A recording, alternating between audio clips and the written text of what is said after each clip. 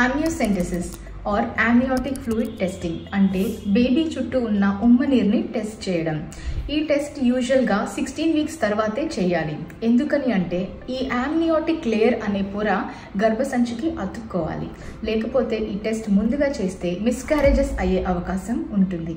And ఇంకా problem ఏంటంటే ఆ 16 వీక్స్ కంటే ముందు ఈ టెస్ట్ చేసినప్పుడు బేబీకి లింబ్ రిడక్షన్ అనామలీస్ కూడా అంటే కాళ్ళు చేతుల ప్రాబ్లమ్స్ కూడా వచ్చే అవకాశం ఉంటుంది.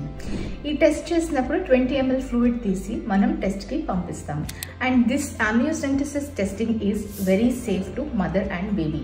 ఎవరో 1 in 1000 chances of miscarriage risk ఉంటుంది, కానీ provided if you have done the procedure correctly, taking all the necessary precautions తీసుకుని కరెక్ట్ స్టెప్స్లో చేస్తే with a well experienced hand, ఈ procedure it is very much safe to both mother and the baby. Indications of amniocentesis. amniocentesis ఎటువంటి సందర్భాల్లో చేయొచ్చు? Number 1, ఒకవేళ మీ double marker, quadruple marker లేదా triple marker high risk అని చూపిస్తే వి సజెస్ట్ amniocentesis.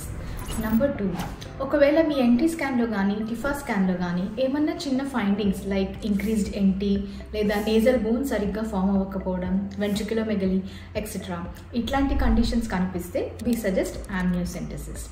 నంబర్ 3, ఒకవేళ one of you or both of you are found to be carriers, మీ ఒక్కల్లో కానీ కపుల్ ఇద్దరిలో కానీ ఏమన్నా జెనెటిక్ డిసీజ్కి క్యారియర్స్ అని బయటపడితే అట్లాంటప్పుడు you may not be expressing the disease, కానీ మీ ఇద్దరికి పుట్టే బేబీ ఎఫెక్ట్ అయ్యే అవకాశం ఉంటుంది. అలాంటప్పుడు మనం amniocentesis చేసి ఆ బేబీ ఎఫెక్ట్ అయిందా లేదా తెలుసుకోవచ్చు. నంబర్ 4, ఒకవేళ మీ ఫ్యామిలీలో ఇన్ యువర్ క్లోజ్ రిలేటివ్స్ లేదా సిబ్లింగ్స్లో కానీ ఇటువంటి జెనెటిక్ డిసీజెస్ ఏమన్నా కనిపిస్తే it may skip generation sometimes, మీలో రాకుండా మీ బేబీలో వచ్చే అవకాశం ఉంటుంది. అలాంటప్పుడు కూడా మనం amniocentesis చేసి ఈ ఫీటస్ ఎఫెక్ట్ అయిందా లేదా తెలుసుకోవచ్చు.